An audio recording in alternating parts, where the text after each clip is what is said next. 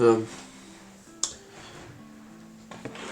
voilà en ligne pour un stream un peu plus proche de l'autre que celui d'avant. Là, j'ai la chance d'être un peu plus tranquille dans les jours qui viennent, d'avoir moins d'exigences tout azimut. Donc du coup, je peux streamer. Donc je stream ce soir et je pourrais peut-être même streamer demain si l'énergie m'est donnée. Et donc j'en suis très content car cela va me permettre de continuer Banjo-Kazooie. Je ne l'ai pas continué depuis le dernier stream, puisque comme je l'ai commencé en stream, je tiens à le faire en stream jusqu'au bout, sans complexité aucune. Et donc, hop, sans plus tarder, tac. Je sais plus si j'avais mis mon casque la dernière fois. C'est une très bonne question. Hop. Je pense l'avoir mis, je vais le mettre pour être tranquille. Je sais pas si la télé peut...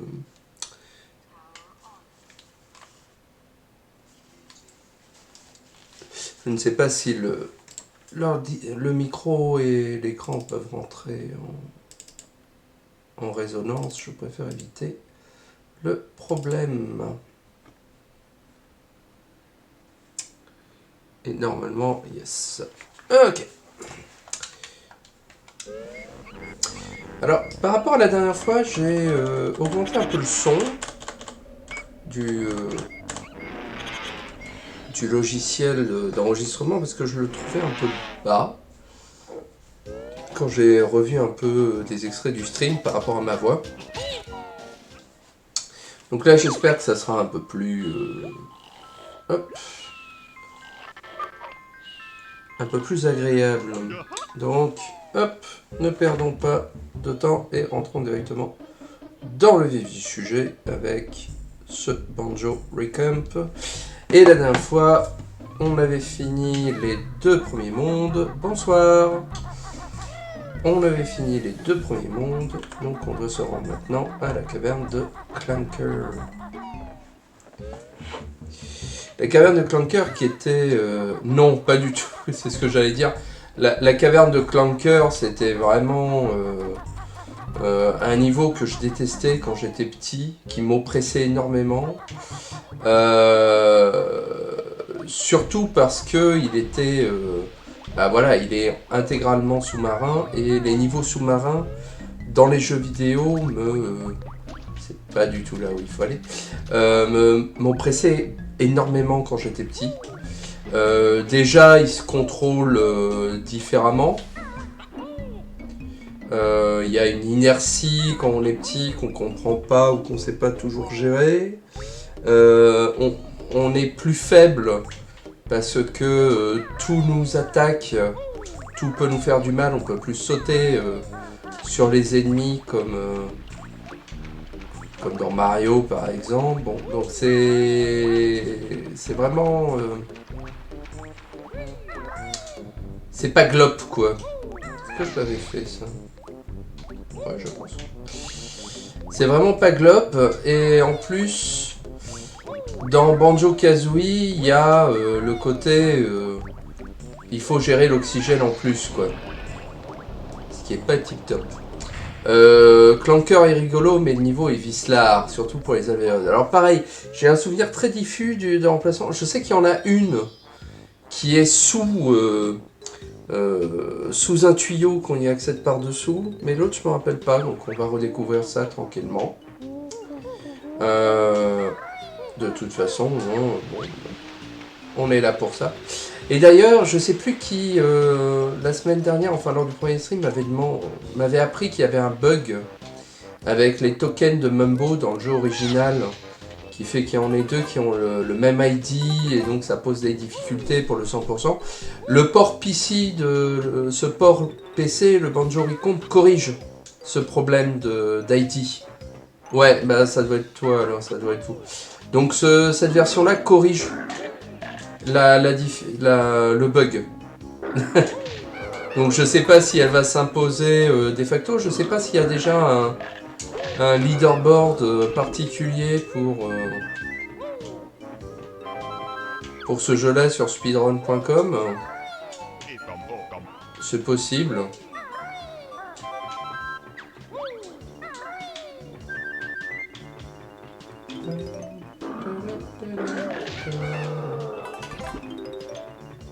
Mais ouais, j'ai mis beaucoup de mal à finir Clanker. Et parce que j'en avais peur en fait. Parce qu'en soi, le niveau est pas si difficile que ça. Est-ce qu'il y a un truc là? Je sais même plus. Il n'y a pas de note par là. Non. En soi, le niveau est pas si difficile que ça. Mais il y a énormément de problèmes, quoi. Et surtout, il y a la gestion de l'oxygène, moi, quand j'étais petit, qui me posait énormément de difficultés, quoi. C'était pas au point du Rusty Bucket. Hein.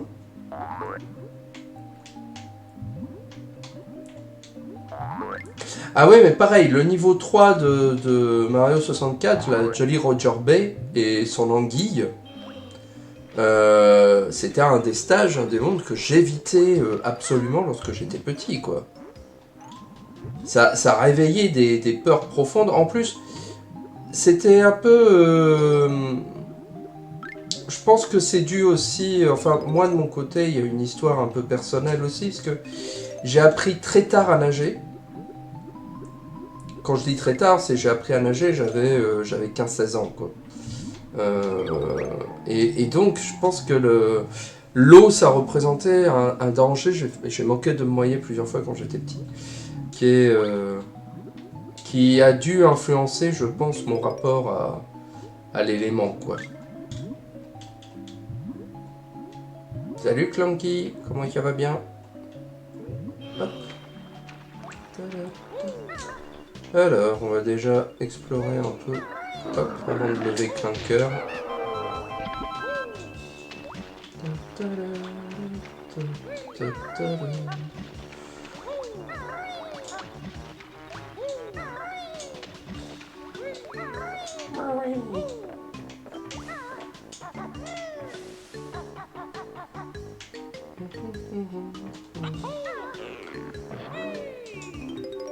Pas de catégorie pour la version décompilée sur speedrun.com, ok.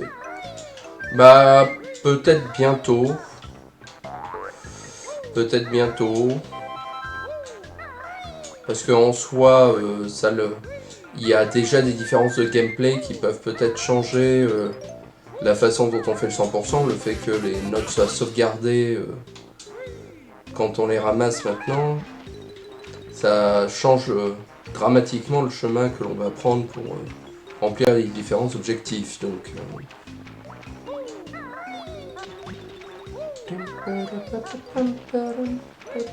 alors, ce que j'aime bien faire, moi, dans les jeux 3D de cette période, comme pour Mario, Banjo ou quoi, c'est... Je suis très méthodique, j'essaye de parcourir les mondes dans le sens des aiguilles d'une montre, dans ce que j'arrive dans un petit hub.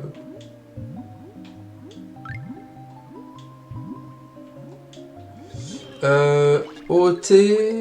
Ah, une page pour Ship of Arcanian. Ouais, donc... Bah... C'est peut-être l'un des... Aïe. C'est peut-être l'un des défauts de certains des mondes de Banjo. Pas de tous, mais de celui-là en particulier, c'est qu'on manque de repères visuels plus précis pour savoir où l'on se situe par rapport à Clanker.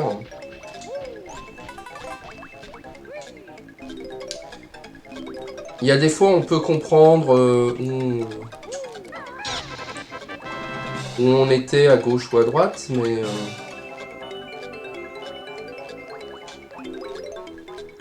c'est pas le niveau qui est le plus simple, c'est vrai, à se repérer.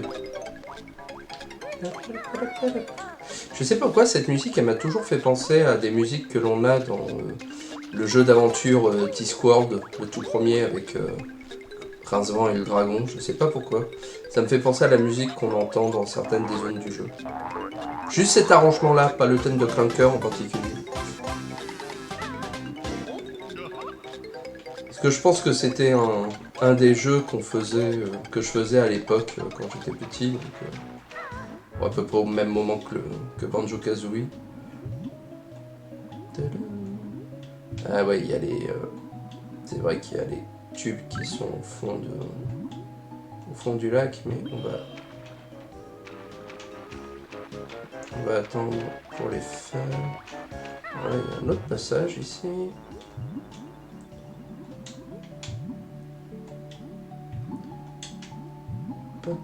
Encore, je trouve que la nage dans Banjo-Kazooie se contrôle quand même un peu mieux que dans Mario 64.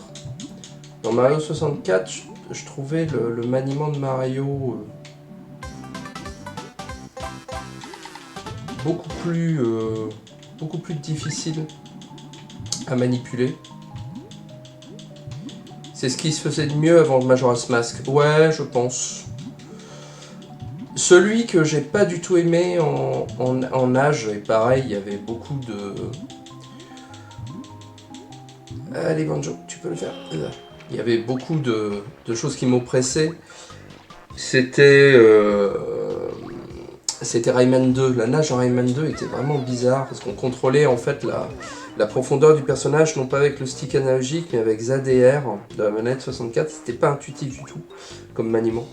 Quant à l'habitude de Banjo-Tooie, c'est dur de revenir au premier opus. Bah, je préfère Banjo-Kazooie à Banjo-Tooie en fait, je pense. J'ai essayé de refaire Banjo-Tooie il y a quelques temps et j'ai pas réussi à replonger dedans. Ah, que pour la nage, oui, sans doute, oui. Là par contre, oui, je peux bien comprendre. Parce que c'est vrai que la nage dans Banjo-Tooie est plus agréable, je suis d'accord. Et puis surtout dans Banjo-Tooie,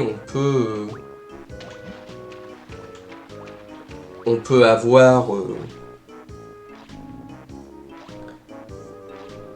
Mais à Gérard, il a de sérieux problèmes. Ah bah oui, non mais... Il est trop grand pour son propre bien. Mais au moins, dans Banjo-Tooie, on peut débloquer un double volume d'oxygène. Et puis, il y a tout le niveau d'Atlantis où on peut, avec Mumbo, ne plus avoir à s'en soucier. Donc ça, c'est quand même très appréciable. Mais ouais, Banjo-Tooie, c'est compliqué. Bah bravo. Moi, j'ai fini Banjo-Tooie en vrai à l'époque. À 100%. sur ma N64. Je l'ai fait à 100%. Et je l'ai fait sans Solus, je pense. Parce que j'ai pas de Solus de Banjo-Tooie dans mes manuels de jeux vidéo. Si. Donc je pense que je l'avais fait à 100%. C'est pas dit que j'ai pas appelé la hotline Nintendo, par contre.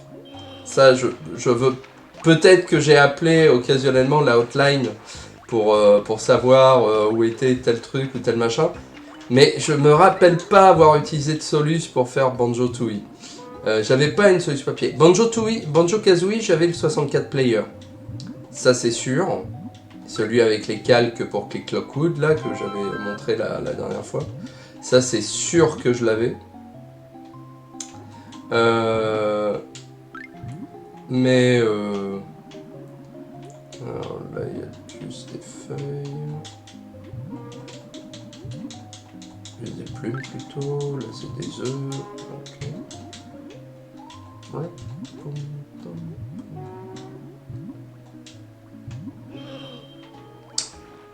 Et du coup, où est-ce que t'es... Mais ouais, Banjo-Tooie, c'était... Le problème de Banjo-Tooie, c'est que quand on le fait, il faut vraiment le faire sérieusement, quoi. Il faut y jouer tous les jours, prendre des notes, savoir où on va, ce qu'on fait, ou bien être méga méthodique.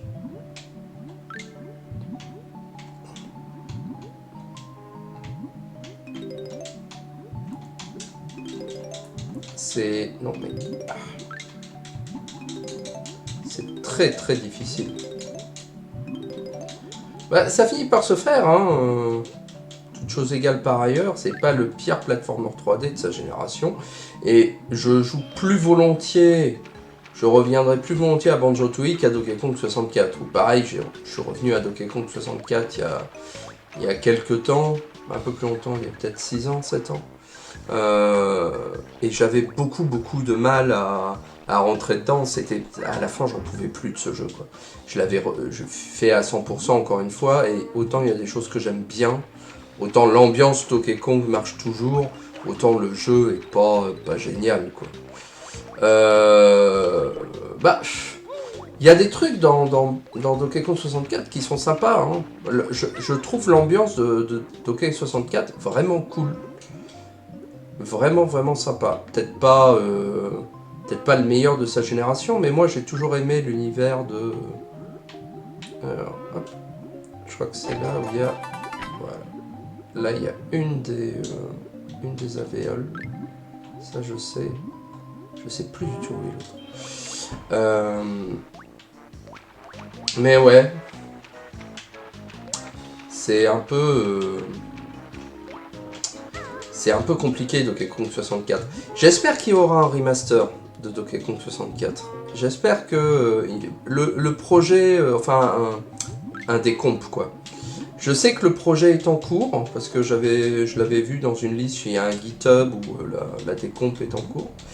Et rien que d'ajouter une option par exemple pour changer de Kong à la volée,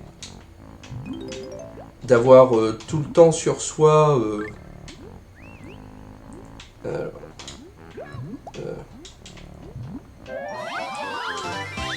Où est-ce que t'es, Bubule?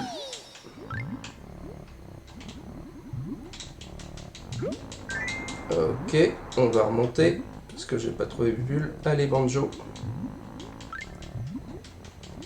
Est-ce que je vais crever? Faites les paris. Est-ce que je vais crever? Non! J'étais à 2 doigts de la surface en plus. Ah, c'est trop frustrant. Ah. Allez, c'est reparti.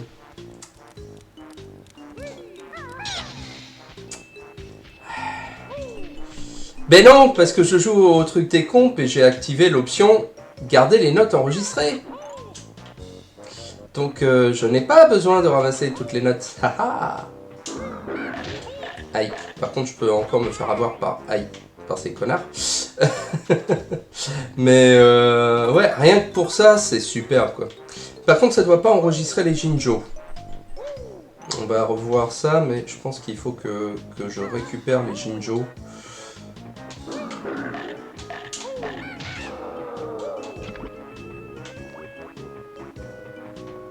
Je crois qu'il y en a un ici. Ouais, il va falloir que je récupère les Jinjo. Bon, c'est pas grave.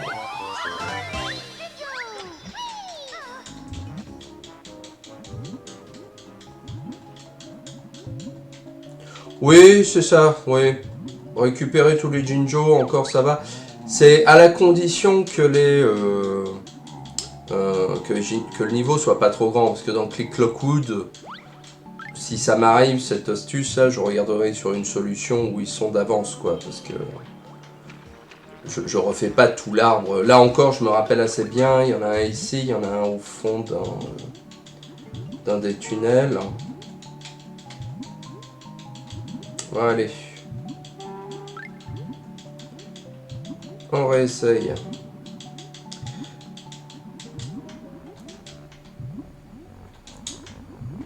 Allez, où est-ce que t'es, Bubule? Bubule, je t'entends bubuler. Ah, yes. Eh, je veux rattraper la Bubule. Non, j'ai pas rattrapé la Bubule. Ah, c'est affreux. Allez, on remonte. On va essayer de pas crever. C'est affreux. Ah.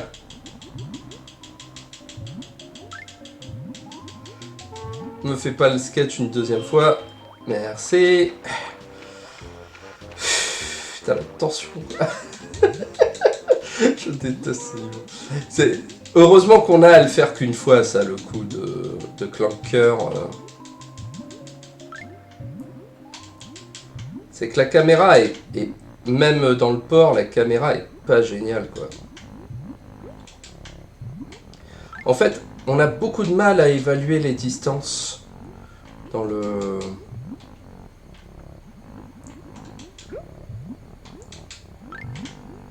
Enfin, moi, en tout cas, j'ai toujours beaucoup de mal à... Voilà, à évaluer les distances.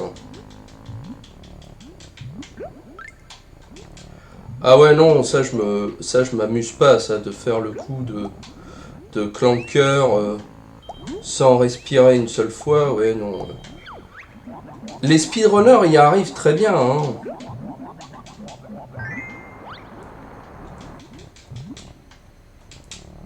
Mais bon...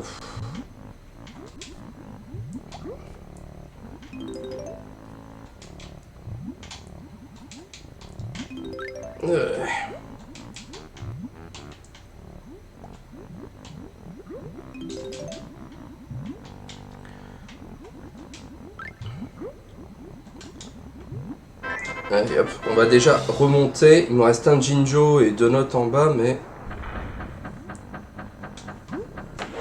Ah oui, non, plus jamais, non, effectivement. Mais j'ai vu les speedrunners où les speedruns, ils restent au sommet de la clé ou sur un bout de la clé et puis ils tournent très rapidement. Ils abusent de la façon dont le jeu enregistre un passage pour la faire tourner. Mais... Allez, Banjo.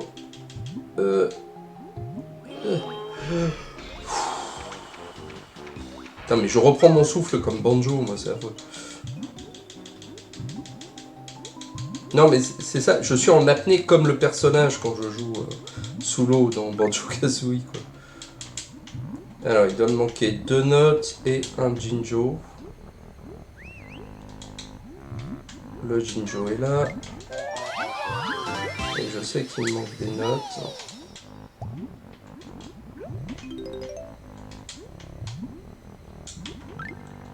Et ça doit être la dernière note, je pense.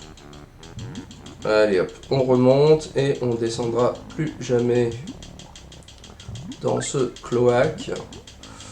À part si je crève et qu'il me faut le Jinjo. Allez Banjo, s'il te plaît.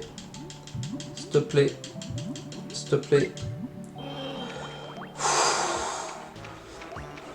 Putain, mais c'est pas bon pour mon petit cœur. Je suis un peu malade encore. C'est pas bien ça pour les...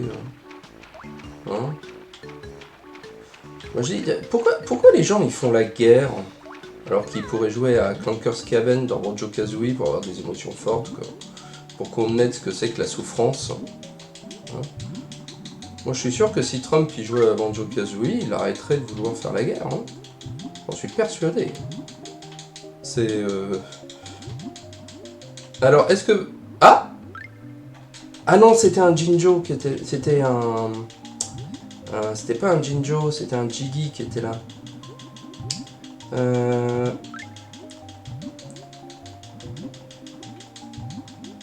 C'est vrai. C'est vrai.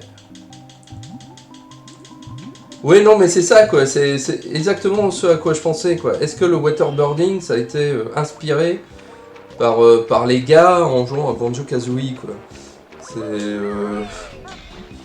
Genre, il y a du traumatisme, hein.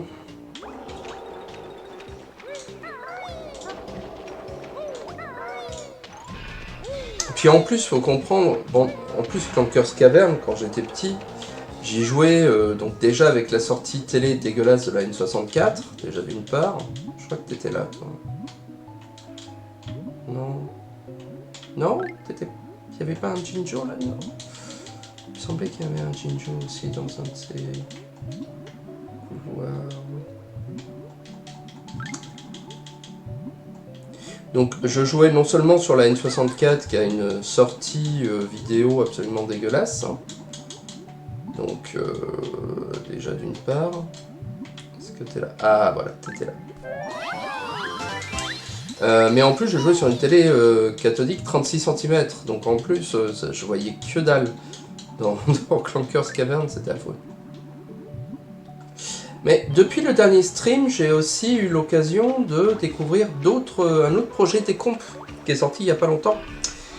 Le projet des comptes de Mario Kart 64, par la même équipe que Ship of Arkinian. et donc qui s'appelle Spaghetti Kart, ça me fait toujours beaucoup rire, et qui est absolument extraordinaire, encore une fois, avec si on rajoute des textures HD, alors qui est encore en développement, mais c'est déjà extraordinaire, et il y a une option dans ce port pour ôter le rubber banding. Et ôter le rubber banding, ça rend le 150cc et la course spéciale et le mirror mode tellement plus agréable. Non, ils l'ont pas raccourci malheureusement. Peut-être que c'est prévu dans le dans leur plan, mais pour l'instant non, c'est pas prévu. Mais par contre, ouais, rien que le fait d'enlever le rubber banding, ça transforme le jeu. Mais on comprend pourquoi ils ont mis du rubber banding. En fait, moi je l'ai compris. C'est que déjà en 50 et 100cc, on fume l'IA sans rubber banding, mais on lui met 2 tours d'avance, les doigts dans le nez, à condition de pas trop mal jouer, mais il suffit juste de jamais s'arrêter, de pas se prendre les murs, et puis en fait l'ordi il peut jamais nous rattraper. Mais en fait, je pense qu'ils l'ont fait juste pour une seule course. Le rubber banding, c'est pour Todd's Turnpike, Todd's Highway avec les camions quand on est sur l'autoroute. Parce que là, quel que soit le niveau de difficulté, l'ordi n'arrive pas du tout à faire quoi que ce soit sur cette zone. Je pense que l'IA en fait ne voit pas les voitures. Et donc il rentre dedans, il comprend pas ce qui se passe. Et il n'arrive pas à slalomer comme il faudrait entre les bagnoles. Je suis persuadé que c'est à cause de ça qu'ils ont rajouté du rubber banding. J'en suis persuadé. Techniquement, les cartes sont des sprites en 2D. Bah oui. Et l'ordi n'arrive vraiment pas à gérer les camions de l'autoroute. C'est terrifiant. Et ça, quel que soit le niveau de difficulté, en 50, 100, 150 ou en course spéciale.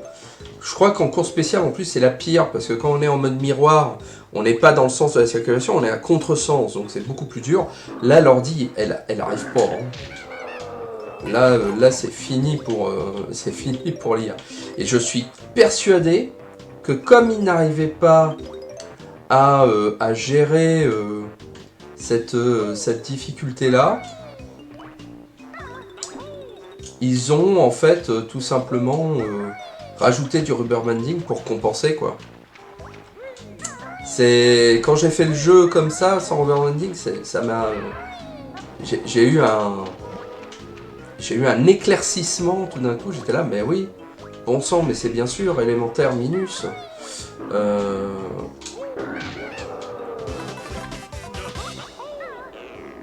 Mais voilà, mais Spaghetti Car en tout cas. Si vous voulez vous y lancer, c'est vraiment un très très bon port. Il y a déjà pas mal d'options, très agréables et très appréciables. Le jeu est toujours en développement évidemment.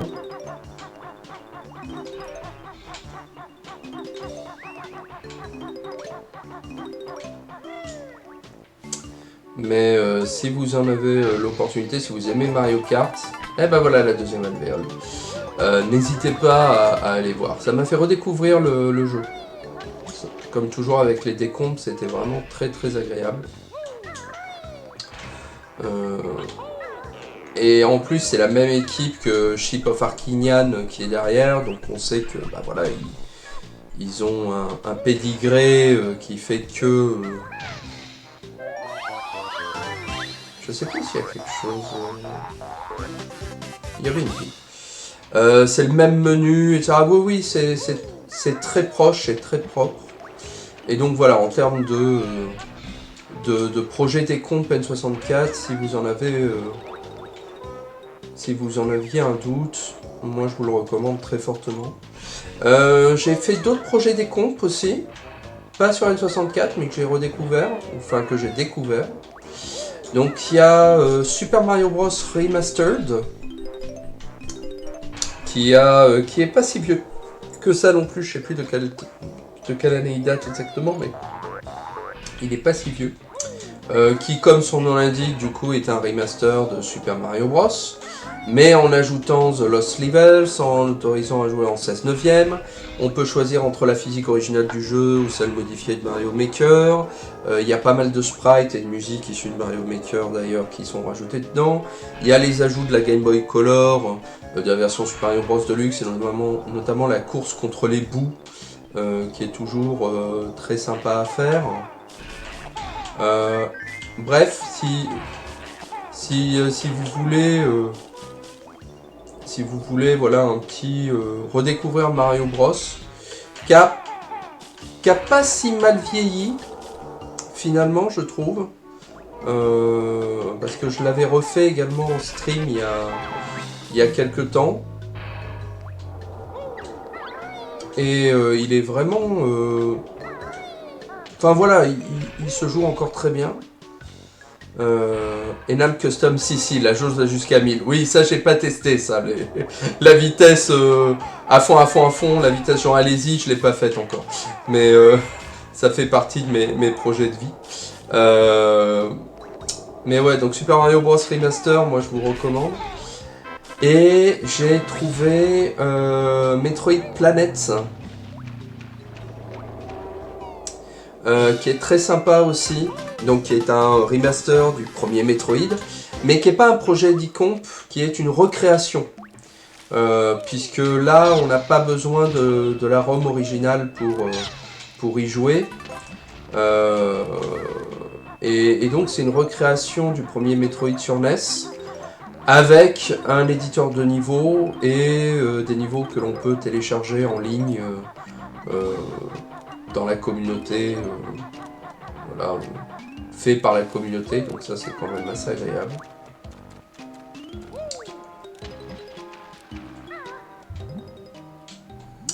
Et donc voilà, et donc Metroid Planet, c'est, j'ai envie de dire, Metroid The Good Edition, parce que l'original par contre a franchement vieilli sa mère.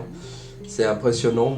Des trois séries phares qui sont nées sur NES de Nintendo, Mario, Metroid, Zelda, c'est sans doute Metroid qui a le plus mal vieilli.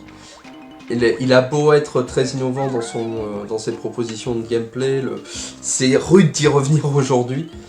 Là, au moins, dans cette édition-là, vous avez une minimap.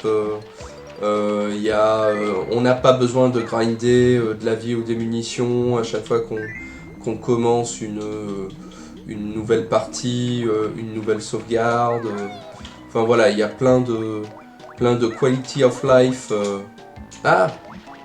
improvements qui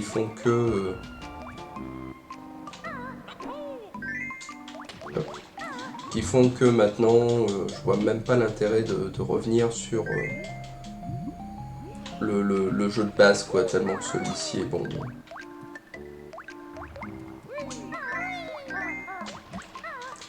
Allez, est-ce que je vais l'avoir en 5 secondes? 3, 2, 1. Ah! Ah, ça s'est joué à la microseconde. Ah là là. Allez, on va retenter. Heureusement, ils sont pas très méchants.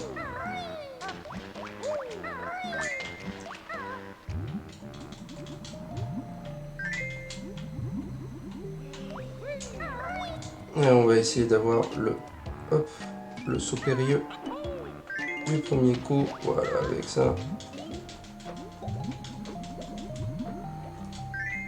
Je pense que je devrais être plus à l'aise pour finir cette épreuve. Ouais, là j'ai plus de temps.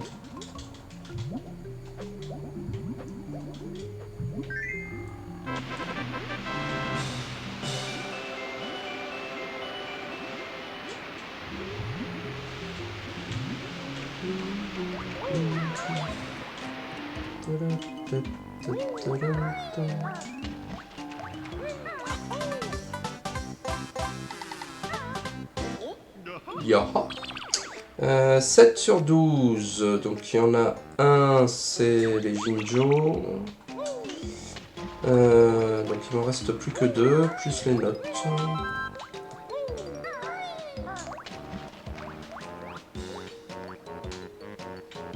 Je crois pas qu'il y ait autre chose ici. Ah si, il doit y avoir un pad de vol quelque part.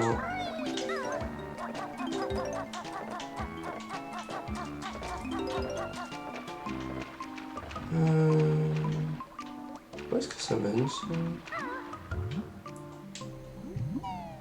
Je me rappelle même plus. Ah, c'est les écoutilles. Ouais, ok. Bah, je vais en profiter pour récupérer hop, le token de Mambo que je vais pas récupérer ici.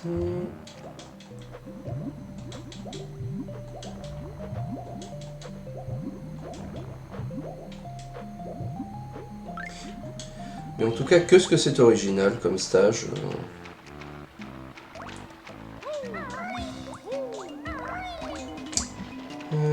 Avais-je tout trouvé dans cette zone? Là, je pense. Ah, c'est pas là où il y a. Si, c'est là où il y a le dernier Jinjo. Non. Toujours compliqué. Alors, vieille astuce de speedrunner, ramasser les Jinjo directement sous l'eau.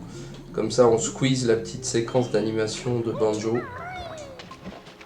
Quand il la ramasse, c'est une vieille astuce que j'ai apprise quand j'étais légionnaire chez les hyènes du désert.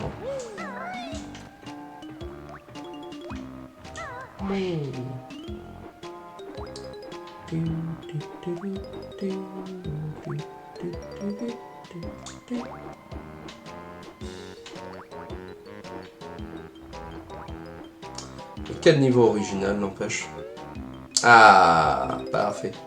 Donc voilà le mouvement d'invincibilité.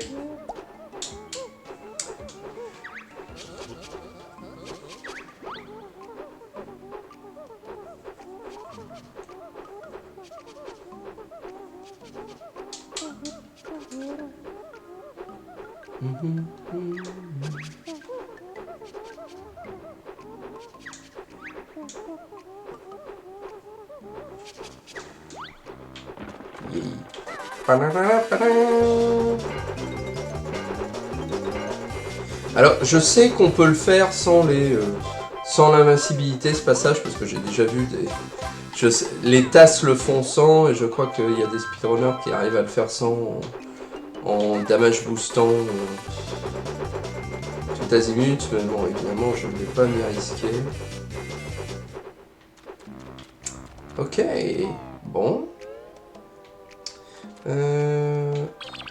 Donc il me manque 11 notes et... Combien? Il doit me manquer une pièce. Ouais, 11 notes et une pièce.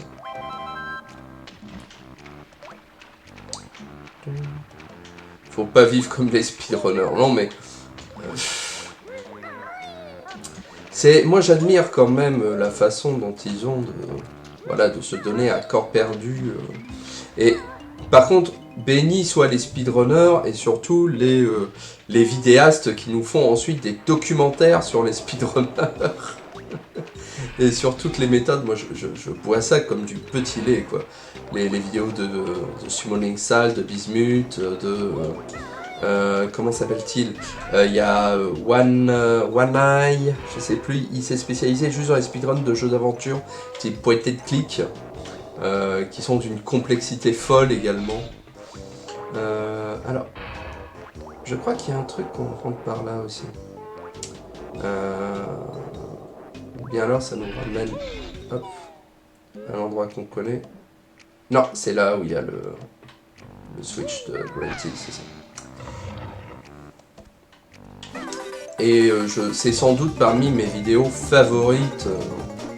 Entre ça et les vidéos de Challenge Run, c'est vraiment mes préférés, quoi. Donc voilà la dernière. Hop, le dernier Jiggy. Yaha, yaha. En revanche, il va me manquer 5.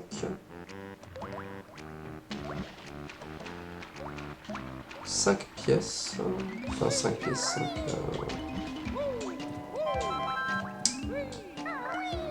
5 notes de musique.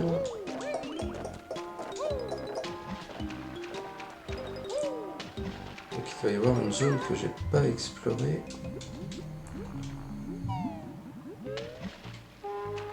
Je vais juste revoir en passant par le trou du souffleur là. Si en allant de l'autre côté, ça me donne des notes en plus. Mais sinon, il y a des chances qu'elle soit dans l'eau. Ouais, parce que là, il y avait une autre porte. Ça mène où ça? D'accord, ça ramène ici. Là, je crois que j'avais ramassé toutes les... Ouais, d'accord. Donc, elles doivent être dans un tuyau quelque part.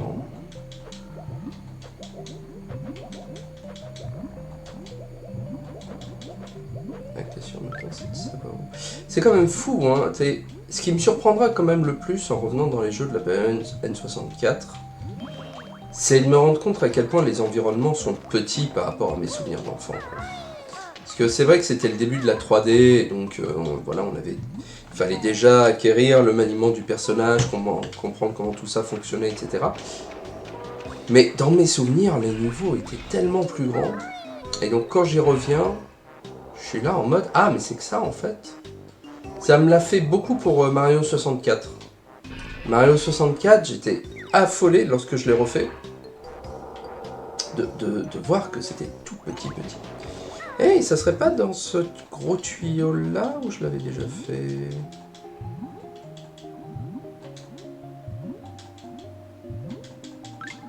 Non, je l'avais déjà fait.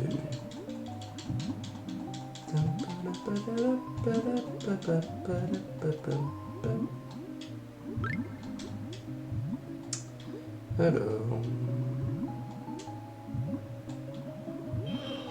Le 1000cc c'est rigolo, tu décolles sans faire exprès.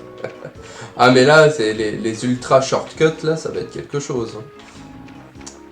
Alors...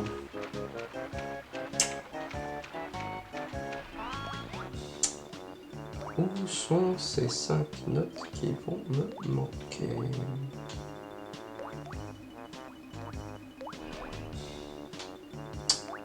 Ça c'est le moment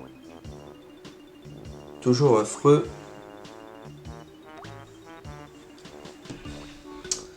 Ça c'est toujours affreux. Ah, il y a un autre tuyau là. Au sol. Mais je fais celui-là.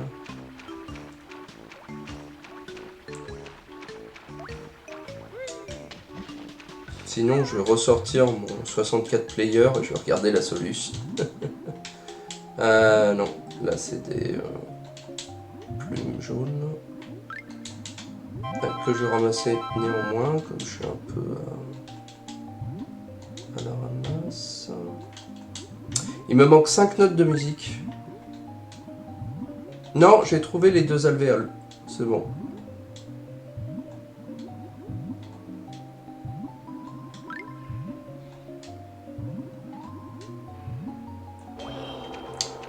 Les alvéoles, c'est bon, mais il me manque des notes de musique.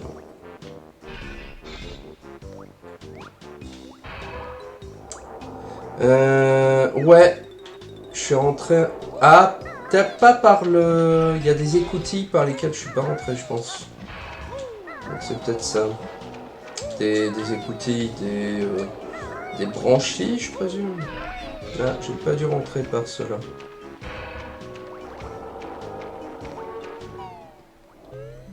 Ah, voilà. C'était ça. Ah, comment je fais pour...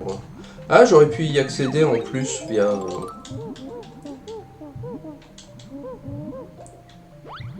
Il y a cette salle-là. Et là, je crois qu'on a tout récupéré. Si je regarde mes totaux, 110, 2 en 40 minutes. Pas mal.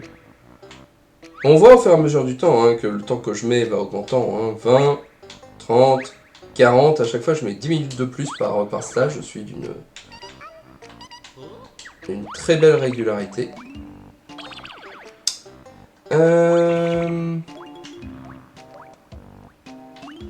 Bah, du coup, on va revenir au début du stage.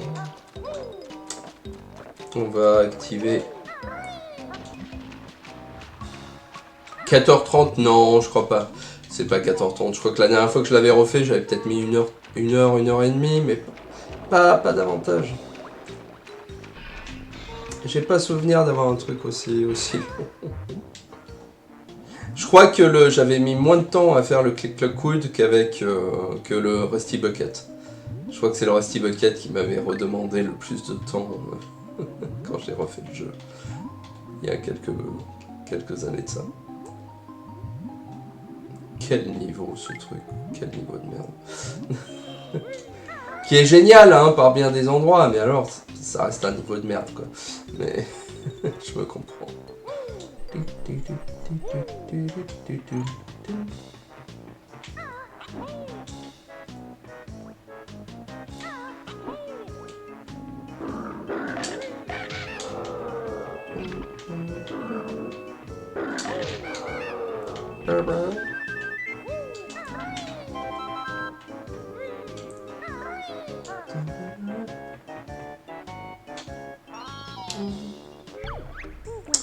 Et avec ça, nous avons enfin fini Clanker.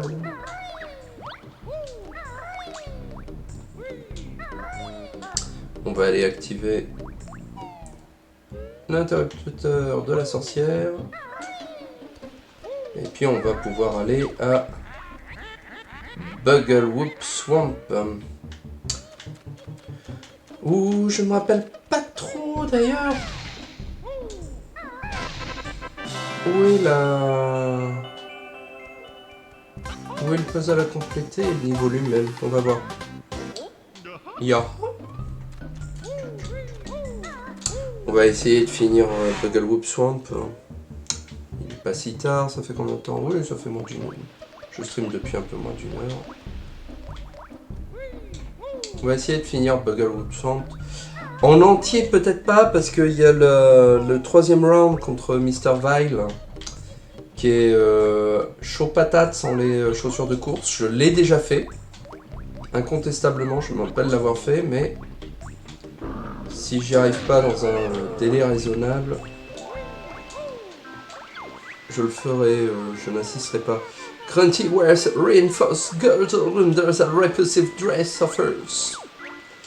She's also got this nasty pet dog whose name is Leg Chomper. Mange-mollet. My sister sings in her own band, Grunty and the Cauldron Crew.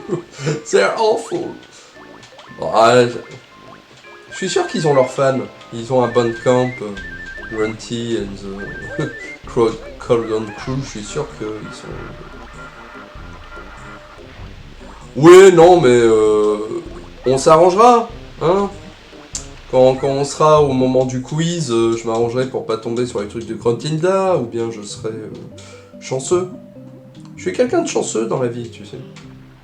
J'ai toujours eu beaucoup de chance. Donc au bout d'un moment, je fais confiance à ma bonne étoile. Ah bah voilà, Bugglewoop Swamp. Bonjour.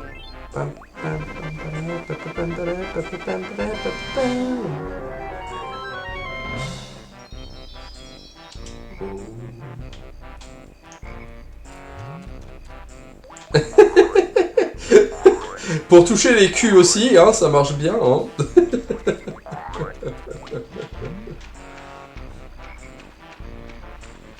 Ouais, bah, j'ai envie de dire skill issue. Hein. Tu vas voir quand il y aura les speedruns de Spaghetti Car 1000cc, miroir, no items, no way press challenge. Tu vas te sentir très ridicule lorsqu'ils vont réussir à tout faire comme ça.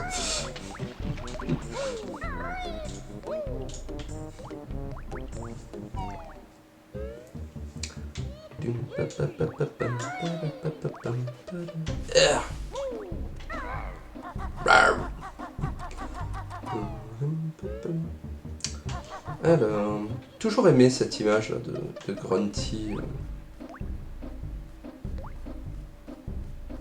Ça fait vraiment conte de fées. Oh yo. Alors...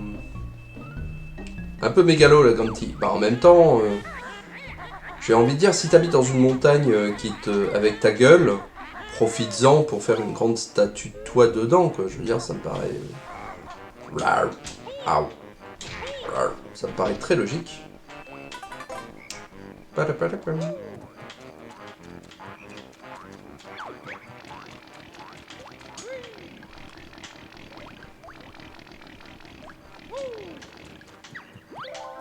Ah, bonjour. My fatal sister's favorite sport is broomstick racing. Although she's dim, she attended St. Doug's Ball. J'ai pas lu. You won't believe that Gratinda Party Trick is performing a scary striptease. J'ai envie de voir un scary striptease de Gratinda. Non, n'allons pas sur Rule 44 pour voir ça. Hein, il y a des choses qu'il vaut mieux laisser à notre imagination.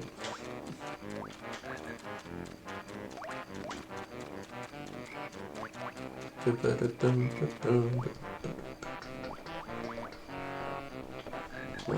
que de la vie. Bon, bah, en avant pour Bugglewop Swamp. Je vais essayer de faire ce niveau-là à fond.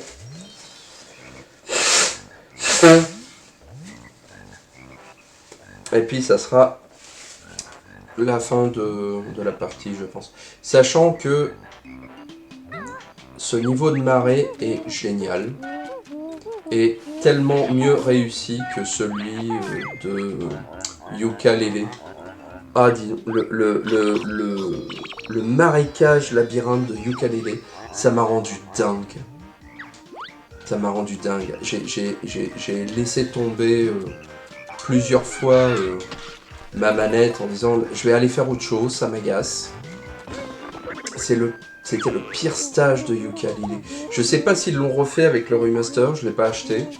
Parce qu'il me semble qu'ils ont fait du changement de level design. Mais putain, mais qu'est-ce qui vous est passé par la tête, quoi. J'ai même pas fini le premier niveau de Yoka. Yoka, c'est tellement décevant, quoi. Malgré le potentiel et le pédigré des gens qui sont derrière, j'étais là, tout ça pour ça, quoi. Et encore, je l'ai pris en occasion. Je l'avais pas pris au prix fort à l'époque, j'ai attendu qu'il baisse genre à 5 ou 10 balles. Et là, j'étais là, genre, bon, maintenant je le prends, quoi. Mais ouais, j'étais tellement déçu.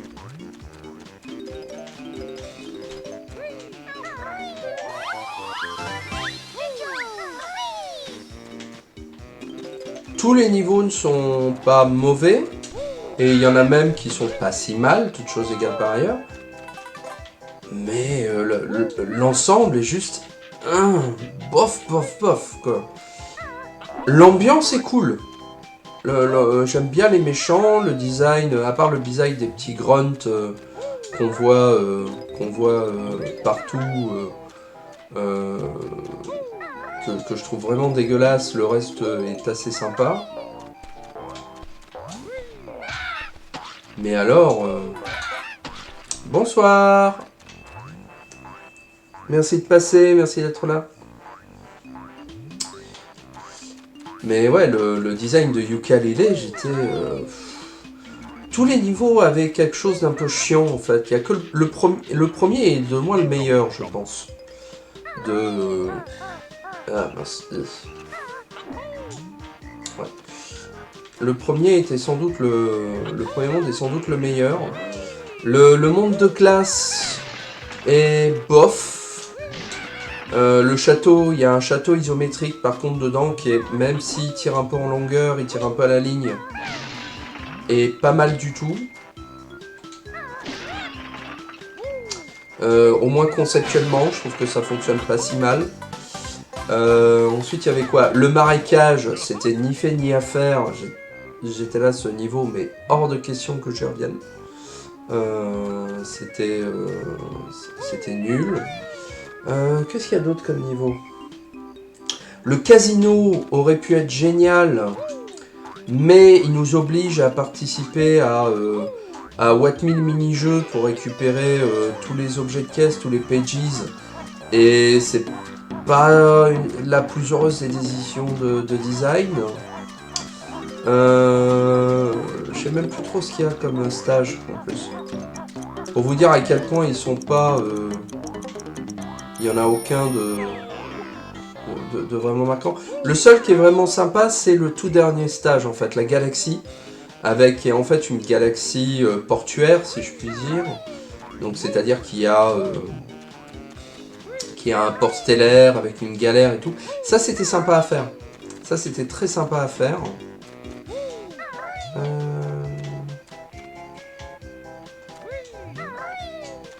Est-ce que t'es celui qui est chronométré, toi? Je sais plus.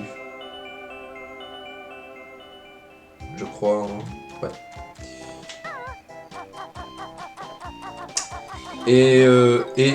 Et bizarrement, c'est celui qui n'a pas été fait avec, quand on va sur le wiki du jeu, qui n'a pas été fait genre par les anciens de Banjo-Kazooie, mais par un petit nouveau, et qui a appliqué une règle de design très,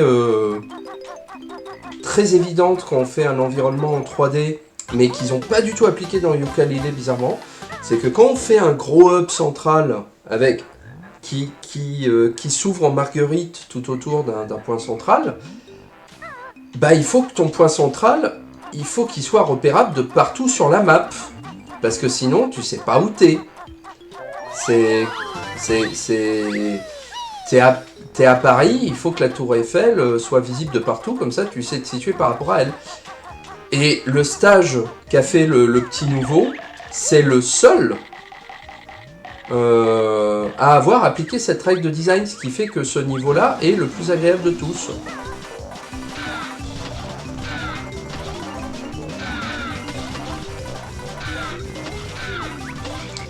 Et les autres n'ont pas ce principe-là général, ce qui fait qu'on se perd dans les niveaux. Notre champ de vision est constamment obstrué, on ne sait pas où on va, on ne sait pas où on est, on ne sait pas ce qu'on a déjà fait. Ça a des gros relents de Banjo-Tooie par endroit, quoi. Mais avec pas la bonhomie de Banjo-Tooie et le plaisir qu'on peut avoir à diriger Banjo-Tooie, à découvrir des nouvelles choses, quoi. Il n'y a pas cet aspect-là.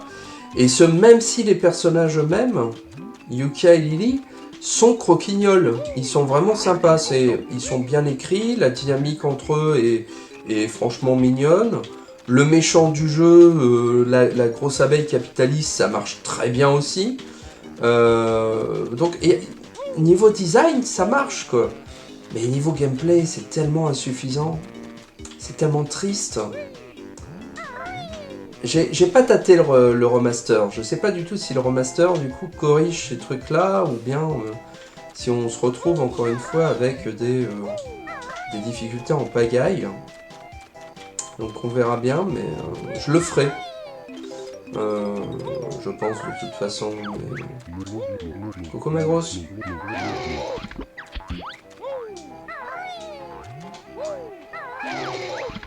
Le cri qu'elle pousse à chaque fois, on l'aide mais on n'a pas l'impression de l'aider, quoi. Et là genre...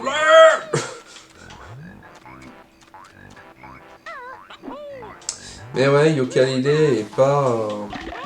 Et donc le Yooka-Laylee et The Impossible Lair qu'ils ont refait, donc le jeu en 2D par contre, était beaucoup plus sympa. Il a des défauts en termes de physique, en termes de pas mal de choses. Tu peux pas avoir mal si t'as plus de nuque, non mais tout à fait, quoi. Mais ça c'est ma philosophie aussi quand je joue aux jeux vidéo. Hein, t'as pas besoin de te défendre s'ils sont tous morts en face. Hein. Donc c'est généralement ce que je fais quand je joue à Dark Souls ou Elden Ring. Je suis vraiment en mode... mes meilleurs builds c'est vraiment du glass cannon, quoi. C'est... à walper avec une grosse épée, et puis je pancake, je transforme en pancake tout ce qui passe. J'ai refait un run de Dark Souls récemment, comme ça, avec la Zweihander. J'étais là, mais pourquoi est-ce qu'à un moment donné, j'ai trouvé que ce jeu était difficile, quoi.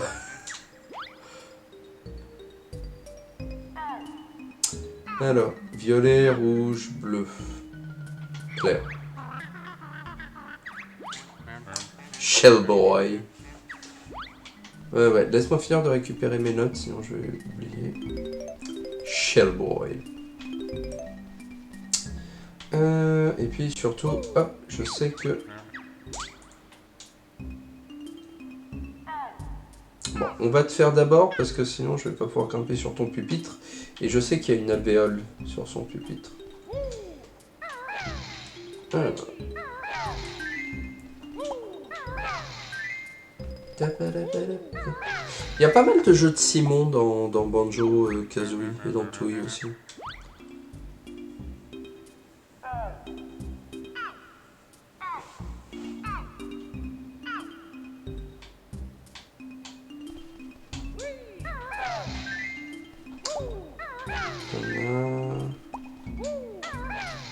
Ensuite, je crois que c'est toi. Rouge. Et puis orange.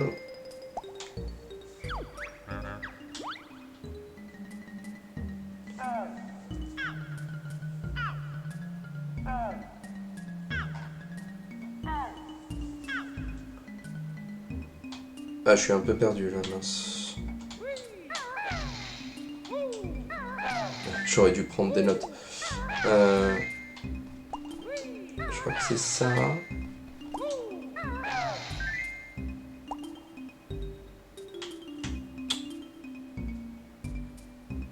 J'hésite entre le bleu et le violet. Je crois que c'est le violet d'abord. Non, mince. Je pense que t'avais raison.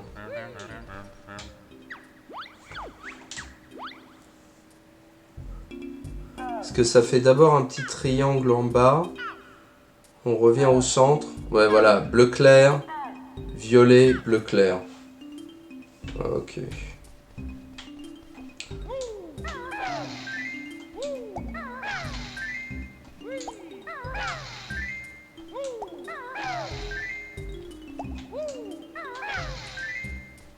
Bleu clair, violet, bleu clair. Et voilà. C'est dans les jeux de Simon comme ça, plutôt que de... Je me suis rendu compte que j'arrive mieux à retenir, plutôt que de retenir les couleurs ou ce qu'ils font, je trace une ligne imaginaire qui les relie. Et un peu comme quand on dessine une étoile, vous savez, ou un truc comme ça. Et je retiens le tracé pour savoir dans quelle direction aller, pour reproduire la séquence. C'est comme ça que j'arrive à mieux retenir généralement ce type de choses.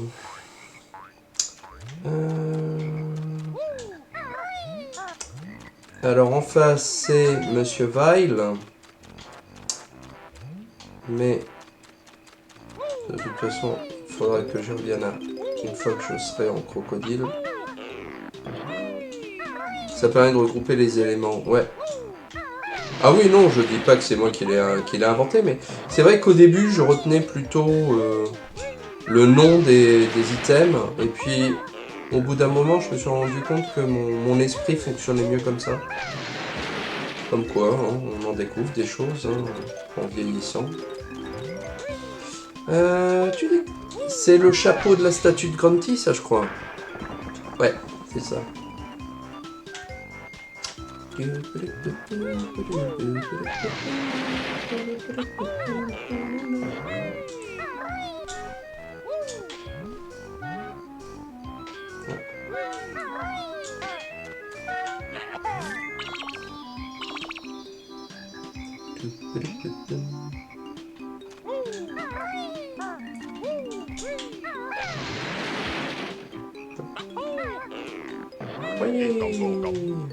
T'es un bon gars.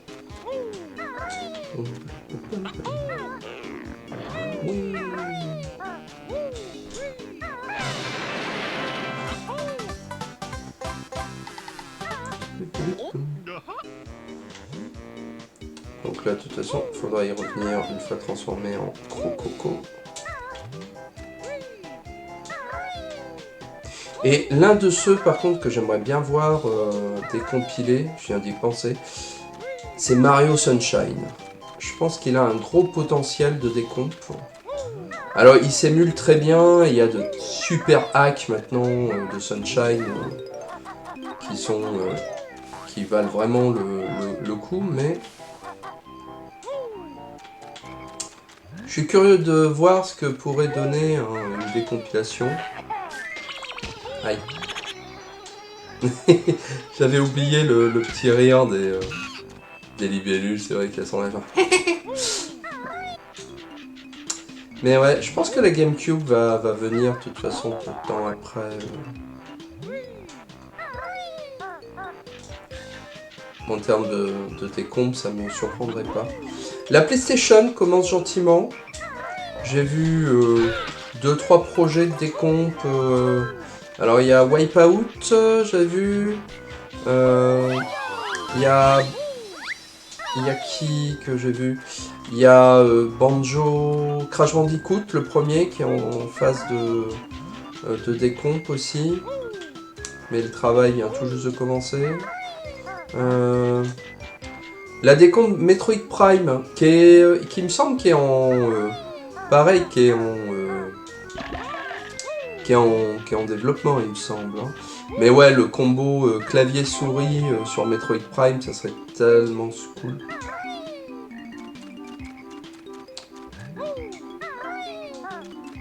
Et je pense qu'on l'aura bientôt. Hein. En classique, il y a GoldenEye 007 sur la 64, qui est toujours pas fini de décompte. On y arrive, mais c'est pas encore fini.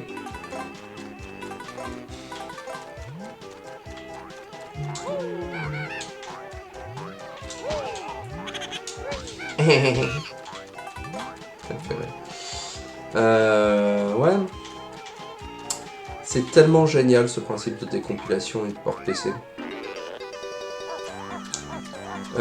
Sur 64, hein, qu'est-ce qu'on gagne qu'est-ce qui manquerait encore comme grand jeu 64 Bah, Donkey Kong 64, on évoquait la dernière fois. Paper Mario, ouais, bien vu. Bah, on fait le tour. Il y en a, je pense, qu'on gagne à redécouvrir. Il y a Zabist sur YouTube qui est en train de jouer à tous les jeux N64. Et il veut vraiment dire tous les jeux de la N64. Et il arrive à... et il fait parfois des petites découvertes vraiment cool. Même y compris des petits jeux de sport ou des trucs comme ça, mais... Même un jeu comme Unirally ou pas comme Unirally, comme Verally, des trucs comme ça sont pas si mal sur 64. Il y a des petits jeux de simu, il y a pas mal de jeux Jap qu'on n'a jamais eu qui peuvent valoir le détour.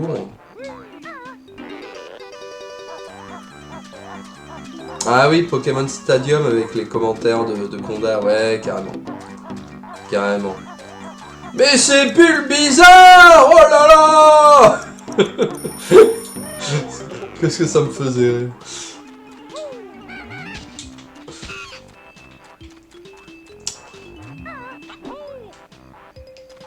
Mais ouais, les Pokémon Stadium pour diminuer un peu la difficulté de scrogneux de ce jeu. Qu'est-ce qu'il était dur, Pokémon Stadium. Le premier encore apparemment est pas le plus dur, mais le deuxième apparemment est méga et encore plus difficile. Je l'ai pas fait le deuxième. Et bah justement Tab l'a fait sur YouTube et il n'y arrivait pas et on lui a dit bah l'astuce c'est que faut utiliser les moves one hit KO comme fissure et puis jouer le RNG quoi. Et donc mais même si t'importais ton Mewtwo niveau 100,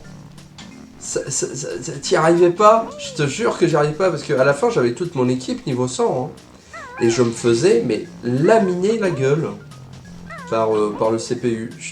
Alors j'avais 8 ans, on est d'accord, mais quand même. Donc ouais, généralement ce que disent les gars c'est d'utiliser les moves What Hit KO et puis bon, tu vas la récupérer cette alvéole. Et puis parce que le jeu sauvegarde automatiquement au début de chaque rencontre. Et normalement, tu peux pas sauvegarder au milieu de la rencontre. Mais il y a un loophole où genre, si si ta console s'éteint, tu recommences quand même le combat où tu étais plutôt que le début de la suite des 3 ou 4 combats que tu dois te taper, quoi. Donc, et donc c'est comme ça que tu arrives à finir le jeu dans les meilleures conditions, quoi. Crunch, crunch, crunch. Mais alors, je peux pas passer par là. Non, vraiment. Ah, voilà. Ok, ben c'est parti pour réexplorer tout le niveau. Pour trouver nos derniers petits secrets. Et puis après, il faut faire Mr. Vile. Alors, par là, je l'ai fait. Ouais, Mr. Vile, on va le faire pour la fin, parce que je sais pas si je pourrais le faire sans les bottes de vitesse. Et comme les bottes de vitesse, elles se trouvent dans le niveau... Elles sont où les bottes de vitesse? Les bottes de vitesse, c'est le niveau... C'est le niveau de glace, il me semble. Je crois pas que ce soit la pyramide, je crois que c'est le niveau de glace. On reviendra plus tard. Déjà, on peut tout avoir, sauf le Jiggy de Mr. Vile, pour sûr.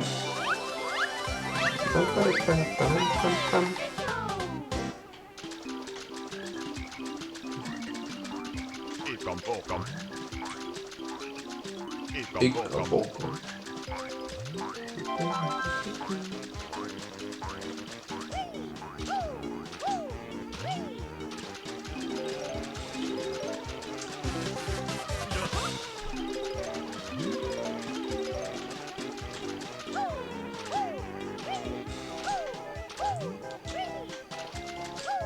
J'ai toujours aimé la transformation en crocodile, j'ai toujours trouvé super sympa. Banjo a l'air de tellement s'amuser quand il est transformé en crocodile. Et là genre... Oui. Alors, est-ce que j'avais des choses à... Ah, mince. J'ai encore un gars ici à récupérer. Ouais. D'accord, je me rappelais pas de lui. Est-ce que j'ai encore des choses à récupérer avec le croco? Parce qu'il a plus Kazooie. Si, bah Kazooie est toujours dans le backpack. Mais ça c'est une vraie question d'ailleurs de lore, très importante. Quand Banjo est transformé comme ça, que devient Kazooie? Est-ce que Kazooie est transformée aussi, ou est-ce qu'elle ferme juste sa gueule en restant dans le backpack? C'est une vraie question. Là, il n'y avait rien à récupérer.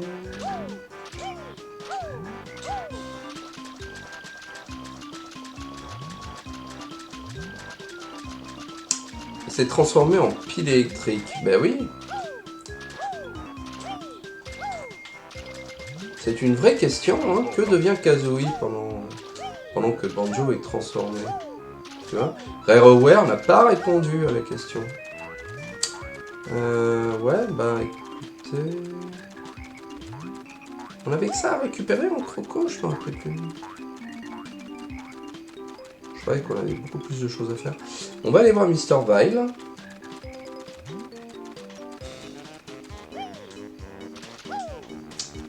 Je vais pouvoir faire au moins les 2 premières épreuves qui sont pas si difficiles dans mes souvenirs.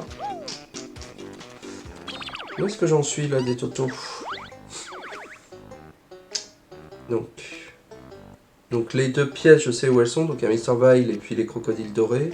Et il me manque 11 pièces, 11 notes de musique. Tant que ça. Y en a-t-il 11 dans le croco géant? C'est très possible. Je crois qu'il y en a que 6. Ouais, il va manquer 5 notes quelque part. Il manque toujours 5 notes quelque part, bizarrement. Ouais.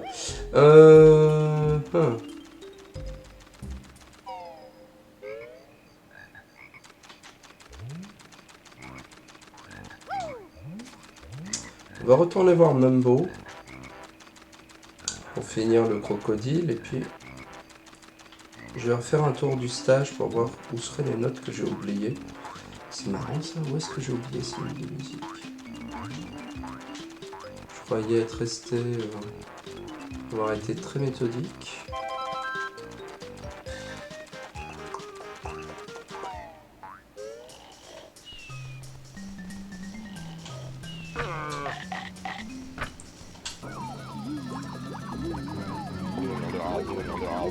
Crocodile.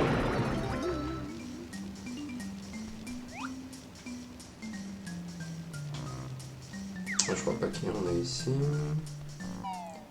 Parce que généralement, quand on trouve toutes les pièces de puzzle, hop, on récupère aussi toutes les notes de musique comme elles sont dans leur voisinage immédiat.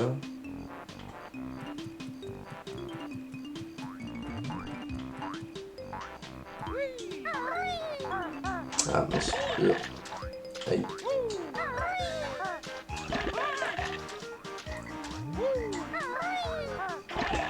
Aïe.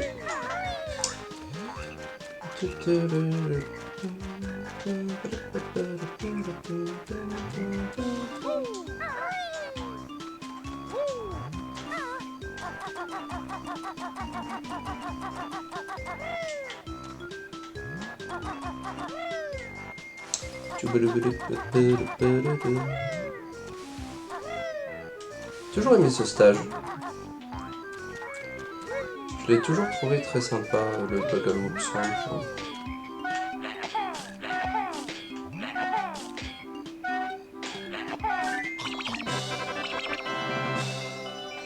Donc là c'est la 9e.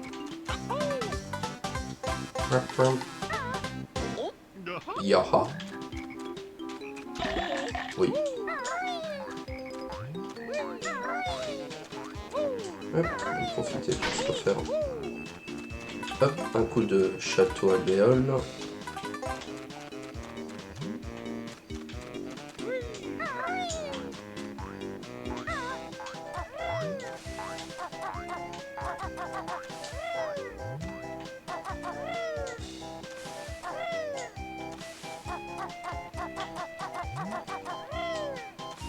En aurais-je oublié dans cette zone?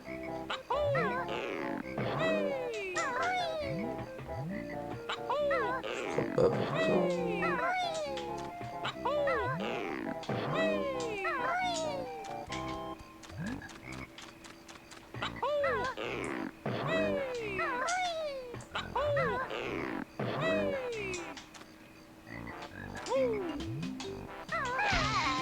Oui.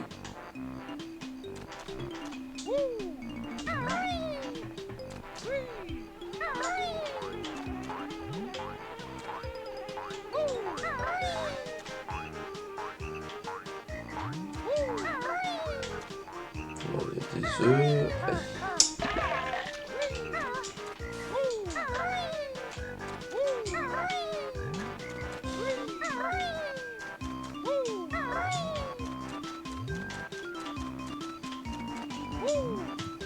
Dans une des souches, peut-être, mais...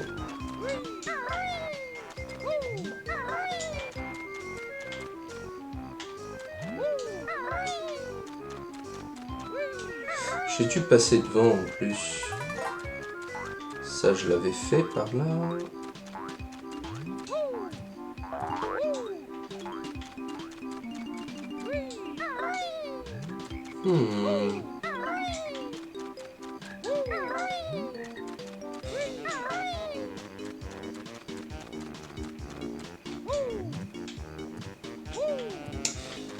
Bah, je suis rentré dans le crocodile, il y avait 6 pièces, 6 notes de musique, mais il y avait rien de plus. Après, dans l'arène du mini-jeu, il n'y avait pas de notes. Il y avait des plumes, mais il n'y avait pas de notes de musique.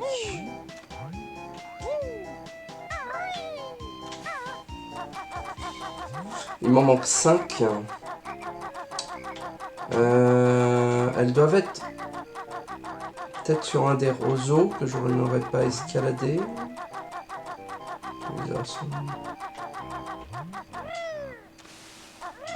me rappelle pas galérer pour trouver les 100 notes de musique dans ce stage, bizarrement.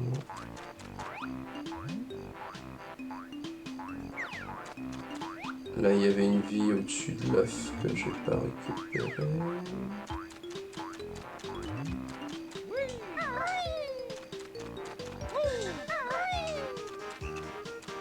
Oui, c'est ce que je me dis, ça doit être le long d'un des murs. Sauf que je n'arrive pas à les localiser.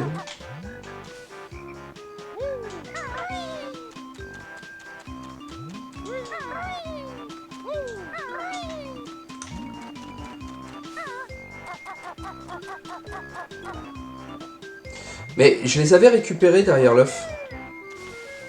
J'avais utilisé les bottes et je les avais récupérés.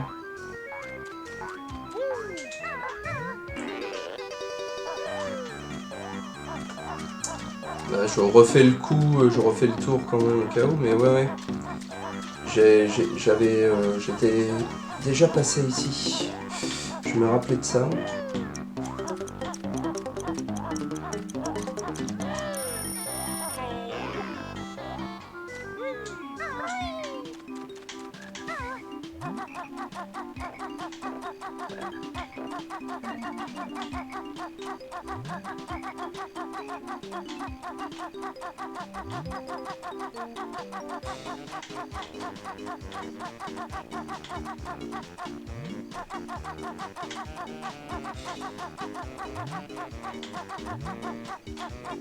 Là, il y a rien.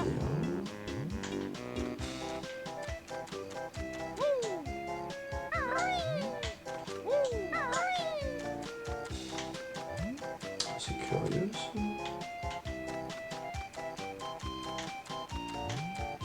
Sauf que les notes elles s'affichent assez bien quand même dans le recomp, on le voit. On les voit assez bien. Est-ce que je les aurais oubliés dans la tortue? Quelque part, je ne crois pas. Ah ouais, d'ailleurs, il n'y a plus personne ici. Là, il n'y a plus rien.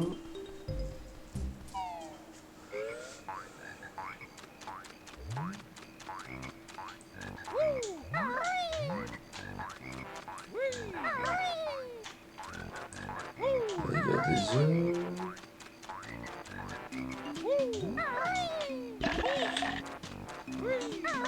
Je vais finir par mourir en essayant de trouver ces scrogneux de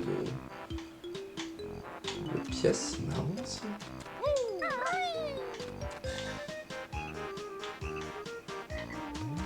Bon, après là, c'est pas si grave si je meurs.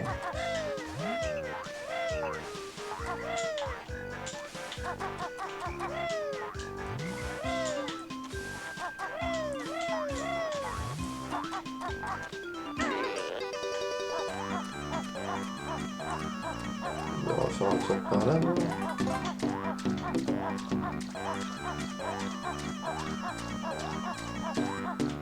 Non, il n'y a rien non plus.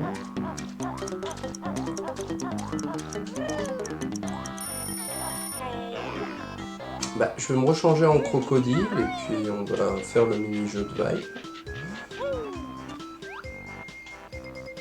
Ah, elles sont là. Elles sont derrière. J'avais pas exploré cette petite zone là. Voilà. Par contre, il va pas y avoir de bots ici. Ouais, c'est qu'elles apparaissaient pas avec le clipping. Oh, il va y en avoir 5 là. Que là, je vois pas trop où est-ce qu'elle pourrait être. Donc, c'est juste que l'affichage du jeu est pas génial, mais...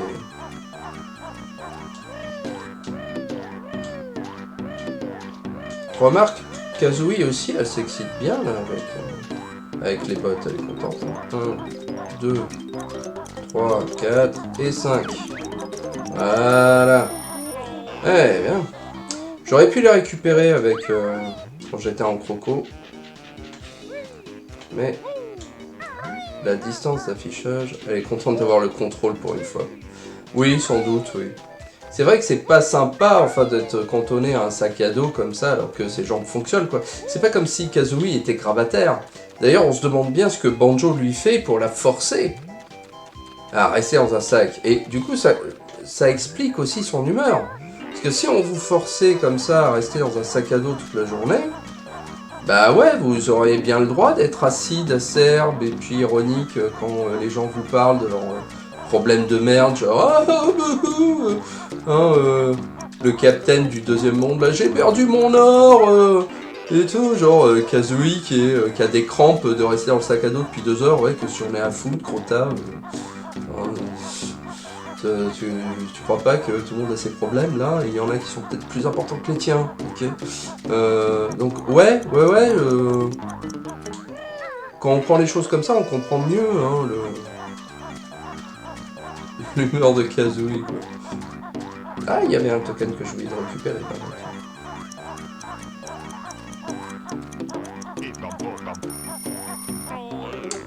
Est-elle acide à cause du sac ou est-elle dans le sac à cause de son acidité? Tout à fait. De la même façon que les chiens sont-ils contents parce qu'ils remuent la queue ou remuent-ils la queue parce qu'ils sont contents? Ça sera au bac de français l'an prochain, là, dans quelques mois. Révisez bien.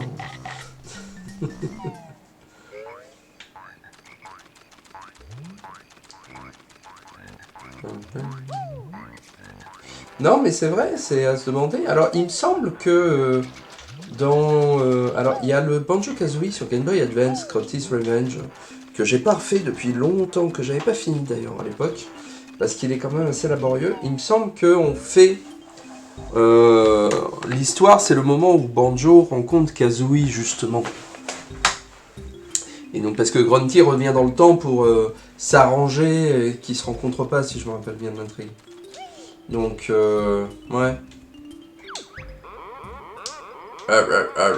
I'm Mr. Vile, greedy as Crocodile. Play my game to win a prize. Press A to accept or B to chicken out. Game is simple. Eat more red yummies at me. Allez.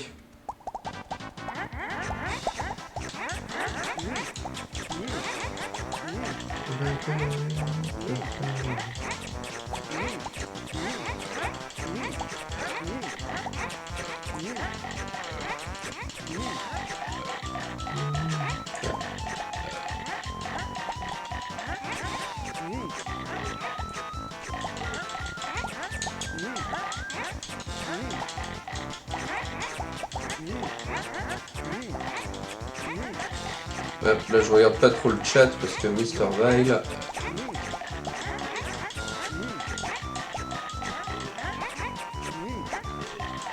il n'est pas toujours évident à vaincre.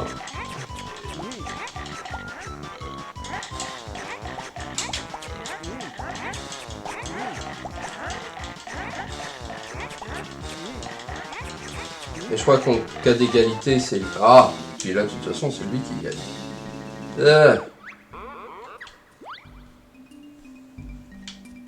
Ah oui, c'est vrai qu'il me donne un croc. Allez, on réessaye. On réessaye jusqu'à mourir, et puis après, on n'insiste pas, parce que... C'est beaucoup plus facile avec les... Avec les baskets.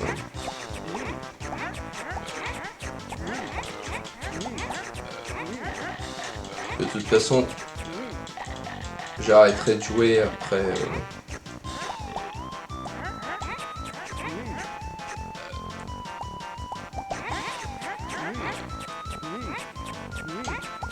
Ouais, la stratégie que j'essaye de faire, autant que faire se peut, c'est quand je suis devant lui, d'essayer de les lui piquer avant qu'il les bouffe.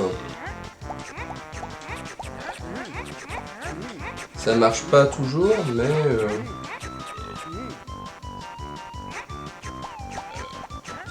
Voilà, j'essaye de me diriger là où il se dirige, et puis de lui piquer sous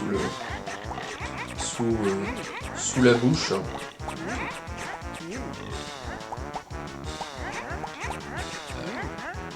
Ouais, le premier round.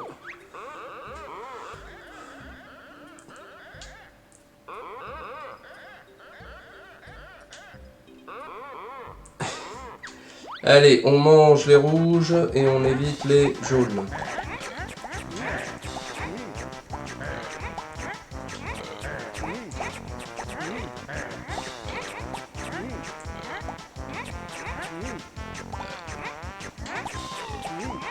Putain, mais ce mini-jeu est super dur. Les mini-jeux de Toei sont durs aussi. Hein. J'ai souvenir d'avoir longtemps galéré sur certains des mini-jeux de Banjo-Tooie que je n'arrivais absolument pas à finir. Évidemment, Mr. Vile ne fait pas d'erreur, lui. Hein.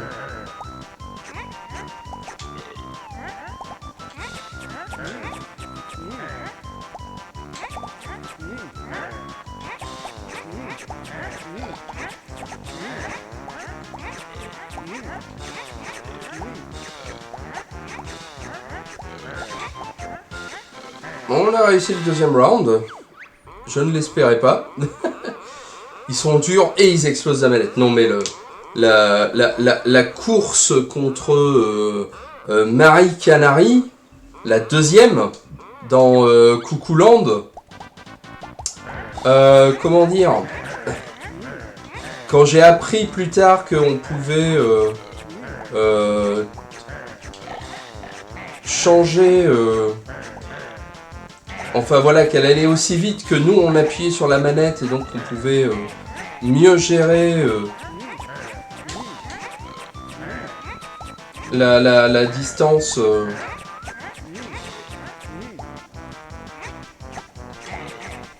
La vitesse de frappe et qu'on n'avait pas besoin d'appuyer comme un dératé. Est-ce que je vais pouvoir te choper?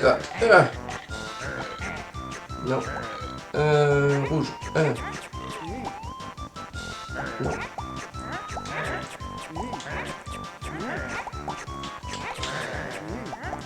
Ah mince! Ah! Ça a changé au moment où je l'avalais, non!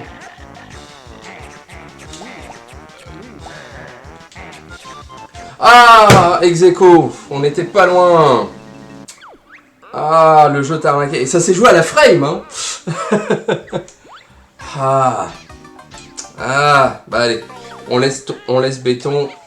On essaiera la prochaine fois avec les baskets. Ah ouais, non, mais là, c'était... Là, c'était méchant, là. Parce que j'allais gagner, sinon. Hein.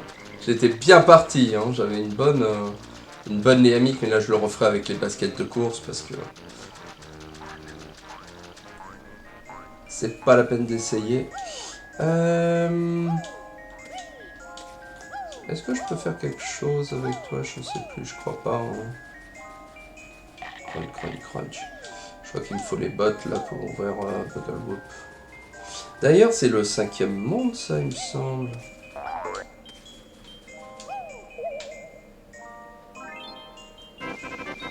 Freeze Peak, ça doit être le 5e, je crois. Parce que Gobi, c'est le 6e. Non, attends, il me manque. Clanker 3, Buggle 4. Je sais pas si c'est mon préféré, Freeze's Epic. Je sais pas si c'est mon préféré. Alors c'est pas compliqué, il y a 9 mondes. Clay Clockwood c'est 9, Rusty Bucket Bay c'est 8, Mad Monster Mansion 7. Ouais c'est ça. Gobi's Valley 6, Freeze's Epic 5. Ouais. Ah, j'ai jamais été grand fan des mondes de neige, moi.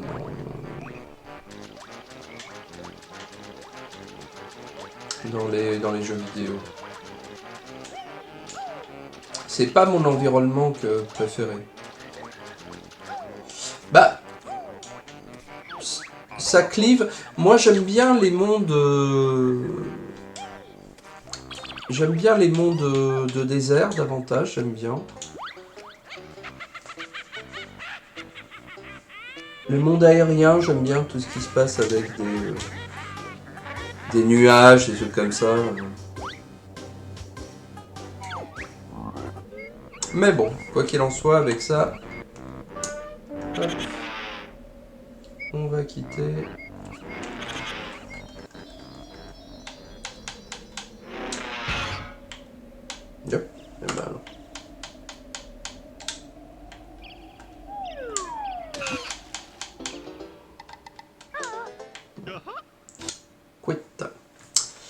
pas qui était là pour ce soir. Ouais. En plus, j'ai pas encore dîné, donc ça sera pile poil. Je vais remettre ça. Avant de partir, un peu de discussion quand même, pas partir comme ça directement. Hop. Je voulais en profiter, comme c'est moi qui m'en charge cette semaine, de parler un peu de l'actualité de la diachronie du français.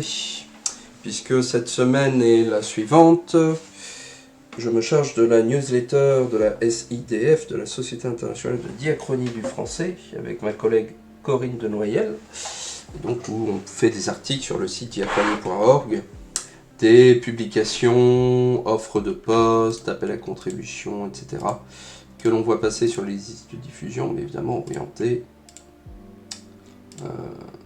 histoire de la langue française.